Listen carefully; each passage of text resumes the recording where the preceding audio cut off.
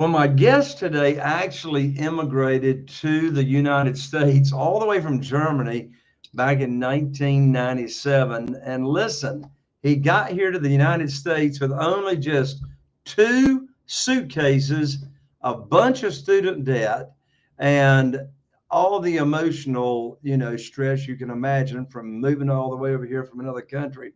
Well, since 2002, my guest and his wife co-founded their investment company. And guess what? They have purchased and bought and sold over 4,000 properties.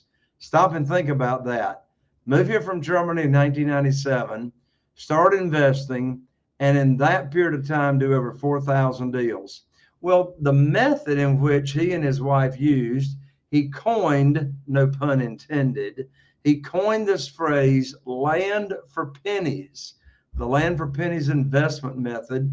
And when he and his wife started this, they went from 0 to $1 million in just 18 months using this Land for Pennies investment method. Well, he and his wife, they've done all kinds of real estate deals. They've done land flipping. They got financing notes, tax delinquent real estate, home rentals, commercial, multifamily investments, and you name it, and they have done it. Well, this simple, little known, what they called Land for Pennies real estate niche, now it has provided thousands of people with the opportunity to actually get into real estate investing, the real estate game, without the hassles of traditional real estate investing. So they have now called their method what's called the land profit generator method. Well, in this land profit generator method, their team has spent thousands of dollars on marketing, testing letters, developing contract scripts, negotiating skills, and everything to where they've got all the resources that their students now use in what they call the land profit generator. Well, my guest has not only done all that, but he's a best-selling author.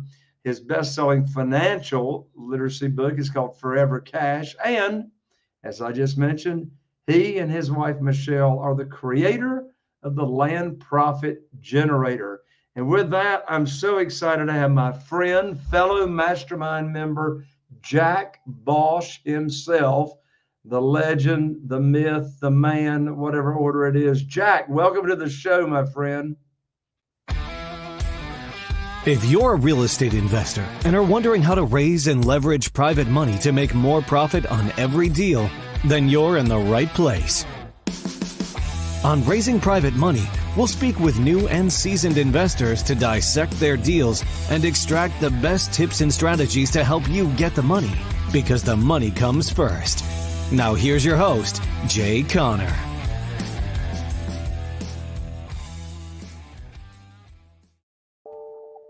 Well, Jack, here's the deal. I mean, you move here from Germany. I don't know how much English you knew over there in Germany. I don't know. You still got a pretty cool accent. But anyway, you move over here from Germany in like a very short period of time. You and your wife, Michelle, you sell over 4,000 properties. What's the secret, man? How do you like get here with two suitcases to your name and you buy and sell over 4,000 properties? What's the secret sauce, man? Well, first of all, thank you for having me, Jay. It's always wonderful seeing you. We've known each other for several years, so it's always a pleasure when we hang out, when we get to see each other. You're so positive, such a fun guy to be around. So it's my honor to be here. So why land and what's the secret sauce? Well, we stumbled into this just by accident. I mean, we again, you can hear from my accent, I still sound like Arnold, but to answer your question, yes, I did learn English in high school, but it wasn't very good. I basically caught up over here in the first year of being here. But we stumbled into this because we tried the traditional land house flipping. Actually, we tried to make that work. And the problems were that coming from another country, we had no experience. We didn't know the terminology even of land. I mean, of houses. I mean, somebody talks about 2x4s, and I was like, 2x4 what? Is that a Lego? Is that what is 2x4? But no clue what that even means. And when somebody talks about drywall, I didn't knew what that mean. We didn't know how to estimate repairs. So we went into the house flipping area and we failed. We just failed. We got deals under contract that were horrible, where they needed $150,000 in repairs, and they were only worth $150,000 after repairs. I mean, it was teardowns, and it just wasn't working. Plus, I had a job that was traveling 100%, and we hated that. That's one of the reasons why we got into real estate, that we hated what we were doing in our jobs. And so to just trying, we stumbled from this into tax lien investments. And then we bought some tax liens and they didn't work out, even though all these strategies work, but we didn't make them work. We failed at them, like so many people fail at real estate. And then once we stumbled into the idea that we could just contact some people that owe properties on property taxes and see that instead of attending an auction where there's auction was overrun by people and these properties went up to the wazoo, we're like, could we just go and send them a letter and see if they want to sell these properties, these tax delinquent properties, to us before the auction? Well, we did that, and everyone that responded owned land. They were like, what do we do now? So these people own land, and so we just figured, hey, we got to be careful with land. I don't know. Let's offer an extra low amount. So we offered $400 on a property that was worth like $10,000, and we got it accepted, and we sold it to the neighbor for $4,000. We're like, okay, well, that is possible because I don't need to estimate repairs. I don't have any tenants. I don't have any toilets. I don't have any termites. I don't have any financing in place because at $400 you don't need it.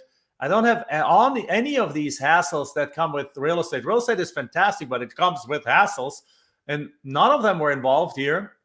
It's like, okay, we can do that again. So we got a $500, we got a 40-acre parcel out in a rural area under contract for $400, sold it for $10,000. Then we got the properties for $4,000 and sold them for $15,000. We got a deal. We got 25 deals for $3,000 and sold them for $150,000. We got properties for $60,000, sold them for $150,000. And every single time, we didn't even have to go see the property. We could do everything just from home because we didn't have to estimate repairs. We didn't have to look at foundations. We didn't have to deal with negotiation. We just made a low offer, and we specialized in finding the people who are just sick and tired of owning the property, sick and tired of paying property taxes, and they just don't want their properties anymore. And that's the secret sauce.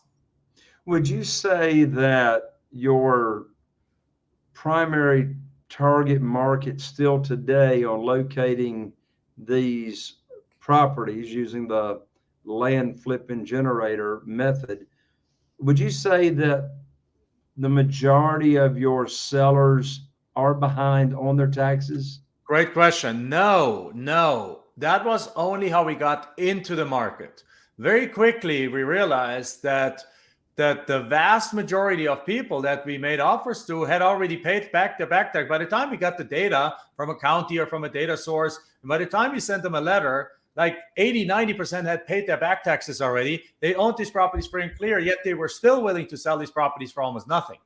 So then we realized, oh my God, if only like 5 to 10% of our deals are actually tax delinquent, we are restricting ourselves so much if we only go after tax delinquents. So we blew this up, and we now go, and for years and years, we have gone after really any kind of land. Well, we're focusing on 3 kinds of pieces of land: infill lots, lots in the path of growth of right outside of larger cities, and larger acreage in more recreational areas. These are the 3 kinds of properties. But in those, 95% of the deals we do now have no back taxes. They're family-owned properties. In many cases, they've owned them for 30, 40 years. The kids don't want them. The parents are getting older. They used them perhaps 20 years ago and had fun on the property, but now they no longer want it. They're no more, or they had plans to move to the property, no longer want to do that either because now grandkids are born. The kids don't want them, or very simply, they have inherited the property, and heirs don't want land. Heirs want money. They just want to cash out of that thing. So yes, 95% of our deals are not tax delinquent. That's only how we got into it, because we went from house flipping, we couldn't make it work, to tax liens, bought some tax liens and tried to buy some tax deeds. And then we had the thought that, hey, let's send them a letter to see if they want to sell. Instead of letting their property go to auction, they want to sell. And from there, we then realized that by the time we sent these letters, most people had paid their back taxes already. So we're dealing with free and clear properties that they just written them off, just like garage sale mentality. They're just like, no, I want it. I want to settle my estate. My kids don't want it. I don't want it. Or the kids have inherited it. And they're like, yeah, I just want some money. Makes a lot of sense. Jack, you and I have been friends for a long time. You know, my niche is raising private money. I raise private money primarily for single family houses, but you know, you can raise private money for any kind of real estate, commercial, apartments, self-storage, land, even, as a matter of fact. I'm just curious though, has private money been a part of your real estate investing career along the way? So for the actual land flipping, we were blessed and lucky that we never needed to use private money. But that is just probably a coincidence, or probably we walked past a bunch of deals early on because we didn't even know such a thing like private money existed. Again, coming from Germany, different culture, different way of building, different way of thinking. We didn't even know that these things exist. So did we potentially walk by deals that we could have gotten and could have locked down and could have used private money? Yes. So what we see now that we teach this now too, we teach this, we have hundreds of those students around, or thousands of students around the country that do this successfully. We see that sometimes students come across the following kind of scenario. They come across a $300,000 piece of land that they put under contract for $100,000, or let's say $120,000, and they want to sell it. So they put it up for the market for, let's say, $230,000, and they find a buyer. But that buyer wants to do a seller financing kind of deal. They don't want to pay $230,000 in cash.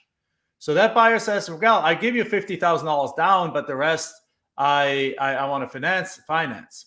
Well, private money could come in very, very handy in this case. Number one, to allow that student to buy that property and just lock it down. Because when you buy it and lock it down, you don't have to sell it for $200 or $230. You can sell it for $300. It might take a little bit longer, but you sell it for full market value. Secondly, if by doing it, then selling it as a seller financing kind of structure, you can now develop a structure that perhaps you pay your private money from the proceeds there. Or what you can do is you can age the loan for the note for a little bit and then sell that note for perhaps $180,000 and then pay your private money off very quickly. There's many different ways that you can do creative financing in land, and sometimes private money is very, very useful for that. Or sometimes private money can also be used if you have a true trust relationship with somebody that somebody says, you know what, I'm going to just, we have students do that. They have from friends and family, they raised, let's say $100,000, and they use this $100,000 to buy properties outright. So they're taking $10,000 because typically we're dealing in the about $10,000 market value to $300,000 market value space. So you might come across somebody that says, hey, I want to give you this property, but I'm agreeing to your price of $20,000. And let's say the property is worth $80,000. But they really need to close quickly for some reason. Well, if you don't have 20 grand, if you have friends and family give you 20 grand to buy that deal, now you own it, and now you can put it on the market without a rush for $50,000, which is still almost half price, and sell it, make it quick to $30,000, and pay your private money back. You could even do a split with the private money. You kept the private money be your money, your equity partner, your money partner. So yes, there's lots of use for private money in land flipping. Having said that, 97% of our students, they do what's called assignment or double closes. So in essence, they flip properties very quickly without ever using any of their own money. So our typical student doesn't use private money, but what I see it being used again and again is once this student goes from a beginner to an advanced student, and they see that they could perhaps take a deal and split it. Like one of our students took a deal that she could get for $50,000 and she could have sold it for $80,000. So in this case, she would have done a double closing or assignment, made $30,000. But in this scenario, what she saw is that this is a lot right on the street. So she actually bought the property for $50,000. She actually used private money for that. She borrowed from somebody $50,000, bought the property, then subdivided the property into 10 pieces, and then sold the 10 pieces to a builder for a $300,000 profit.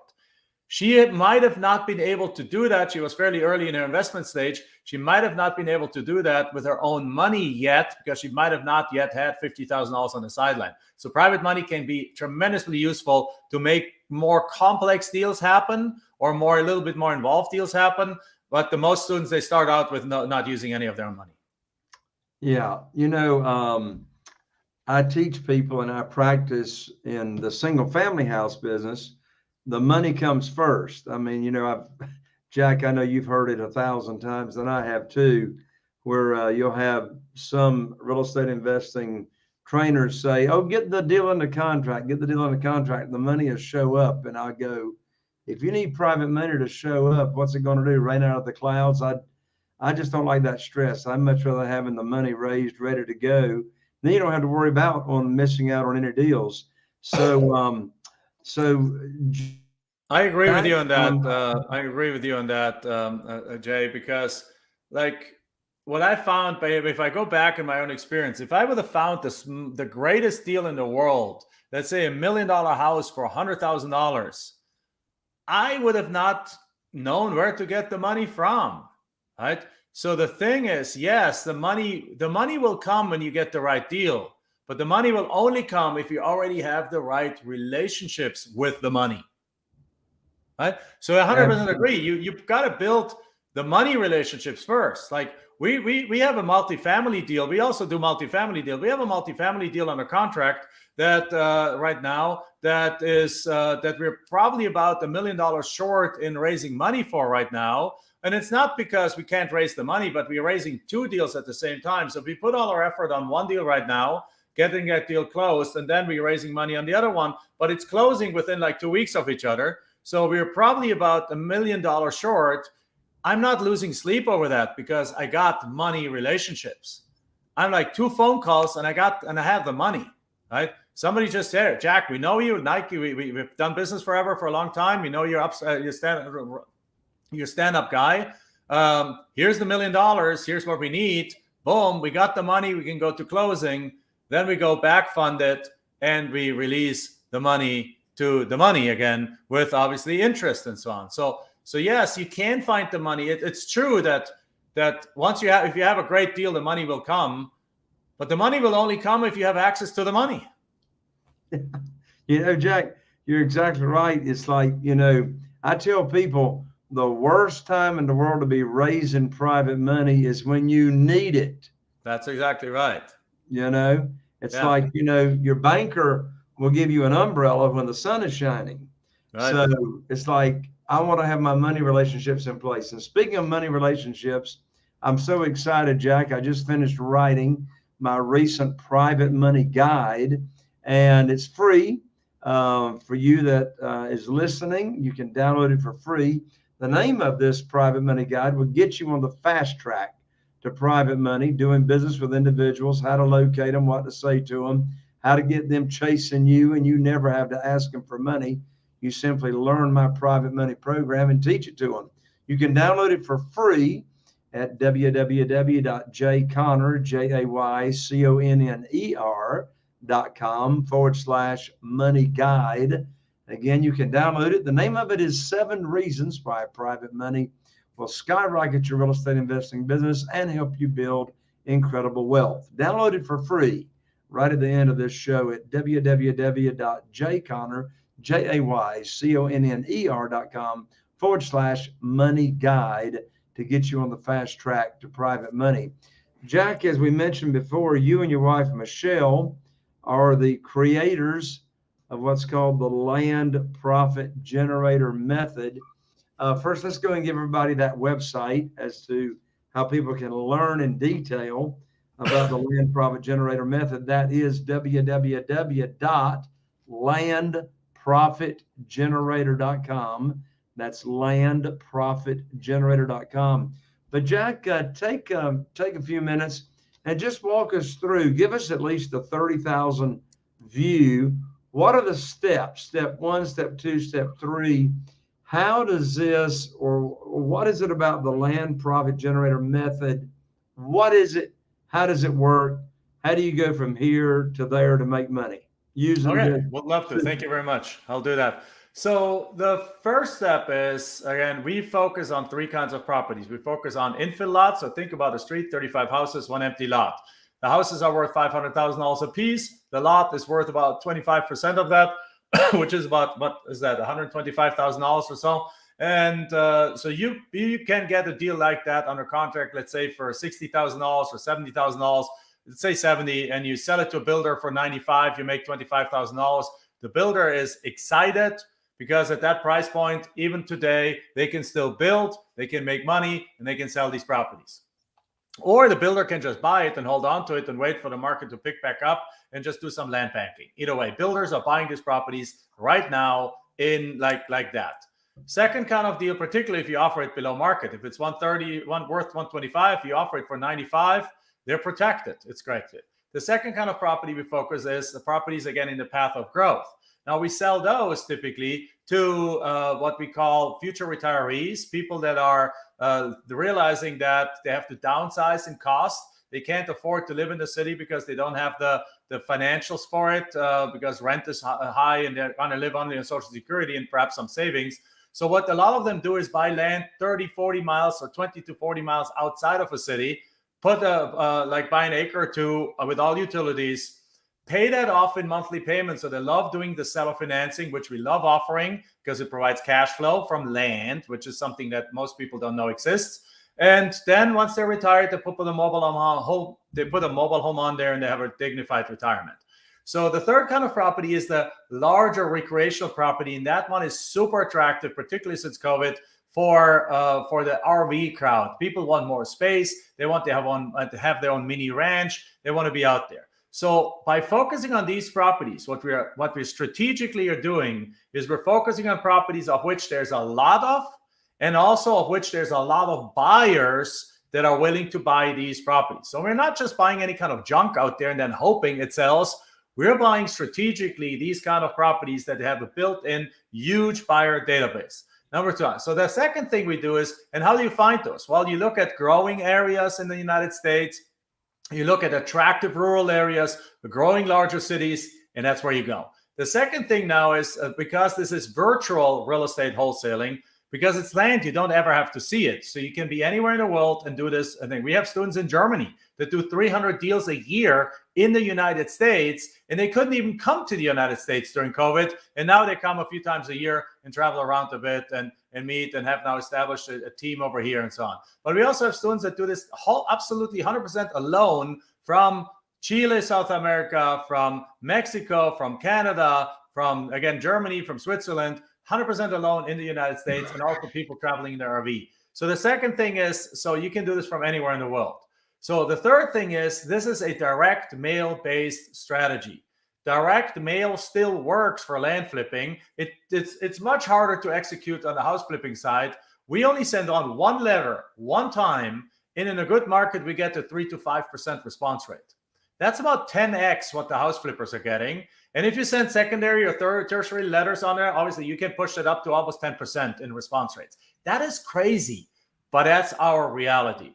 Then we got, so the first step is you select a good area. The second step is you get a list of records of property owners, of landowners in that area within that fall in those characteristics of these kind of three properties we focus on. The third step is you send them a letter. We have a standard letter that we have split tested a million times, and that we have not yet been able to beat, that gets you those 3, 4, 5%, like 4 or 5% response rates.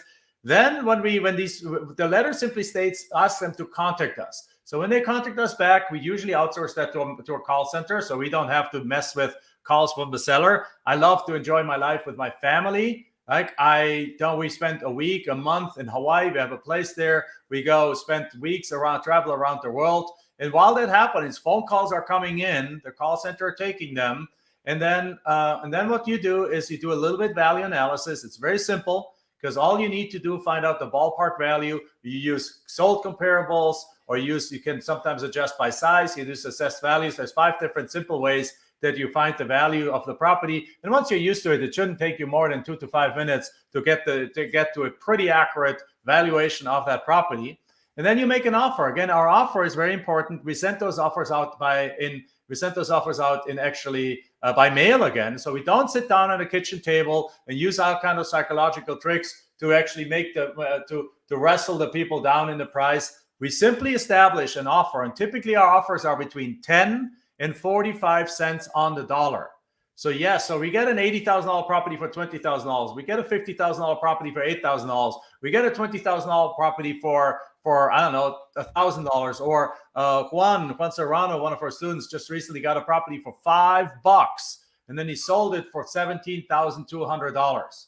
And that's kind of the deals. And then we sent these offers out because we're targeting what we call the non-wanters. The non-wanters are people who just written these things off. They have this garage sale mentality. Again, they're heirs, all the things I covered already. They accept the offer, and then we go sell these properties either to realtors or by using social media like Facebook Marketplace, Facebook groups, Craigslist, Zillow. You can put properties on Zillow even if you don't technically own them yet, right? Realtors do it all day long, but you can do that too. And our contract gives us the right to market the properties. We have a long time that before we have to close on these properties. We get to back up. We have a provision in our contracts that allows us to back out anytime for any reason. So all these different things make this pretty much fail-proof, because the worst case scenario is you estimate a property's worth $50,000. You get it under the contract for 10, and you find out you were wrong. It's only worth $12,000. You cancel the deal.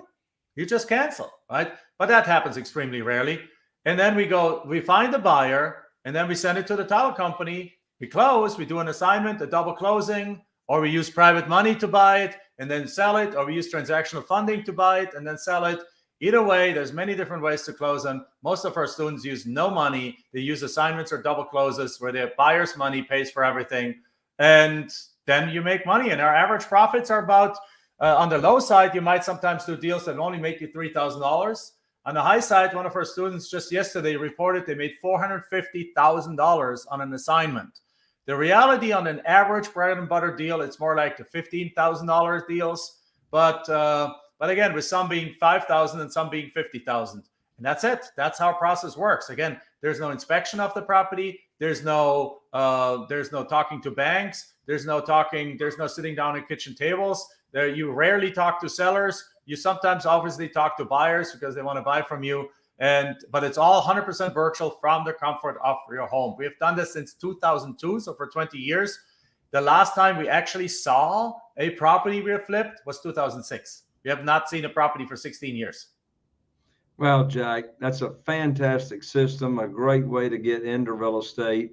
Right after I learned about private money and started raising and attracting private money in 2009, one of my lead generator methods I was using to find motivated sellers for sale by owners, FSBOs, was a lot that had a single wide mobile home on it. And it was on marshland overlooking Bogue Sound off of Highway 24 near where we live. Anyway, now if I hadn't had private money, I couldn't have done this deal. But here's the point of my story.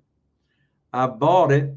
I got the single wide mobile home moved off of the lot, sold that separately. Now I've got a lot right there, marshland, built it high enough you could get a nice view of Bogue Sound. And that was my first lot, land deal only. I profited $225,000. And I tell you what, Jack, I remember thinking to myself, I sure do like the rehab process on these lots. Let me tell you. I love those too. Those rehab processes are the best thing ever because they're exactly zero effort. Yes. Well, I love your method, Jack. I love your integrity. I love your spirit. And I love your giving back servant's heart, where you've taught thousands of students across the United States, internationally, how to do the business whether they have private money or they don't have private money, using your land profit generator method. And one more time, you can get in touch with Jack and his team at www.landprofitgenerator.com. And you for sure want to check out Jack and his team. Jack, thank you so much for joining me. I hope I get to see you at one of the masterminds that you and I are a member of soon. I know we got one coming up here over the holidays, so I hope to see you in person. But thank you so much for joining me and sharing your expertise today. Thank you very much for having me. And yes, I'll be at that one. So we'll see each other in person in a few weeks. Sounds good. Well, there you have it, my friend. Another episode of Raising Private Money. I'm Jay Conner, the Private Money Authority, and your host. And I need your help.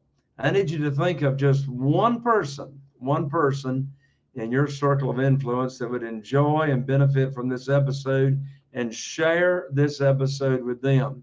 If you happen to be listening on iTunes, you know they recently changed it. Go up there in the upper right-hand corner. There's 3 little dots.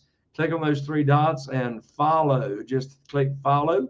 And I don't want you to miss out on any of our upcoming amazing episodes of Raising Private Money. Here's to taking your business to the next level. And we'll see you right here on the next Raising Private Money with Jay Conner. Are you feeling inspired by the knowledge you gained in this episode?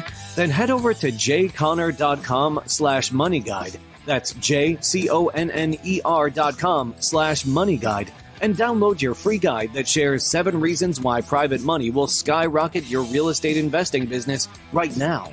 Again, that's jconner.com/moneyguide to get your free guide. We'll see you next time on Raising Private Money with Jay Conner.